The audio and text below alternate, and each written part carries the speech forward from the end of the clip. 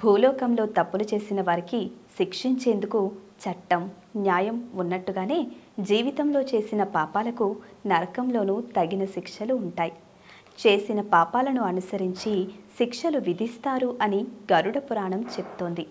ఇతరుల ఆస్తులను దొంగిలించే వారికి తమిసి నరకం, కుటుంబంలో భార్యాభర్తలు మోసం చేసుకుంటూ జీవించే వారికి అణిత మిశ్రమ నరకం, తమ స్వార్థం కోసం ఇతరుల కుటుంబాలను నాశనం చేసే వారికి రౌరవ నరకం, అత్యాచారాలకు పాల్పడే వారికి అగ్నిగుండం, కామాంధులకు వజ్రకండకం, అధికార వ్యామోహంతో కపటమైన మోసాలకు పాల్పడే వారికి వైధరణి నరకం, జంతువులను హింసించే వారికి జంతుహింస నరకంలో శిక్షలు విధిస్తారు.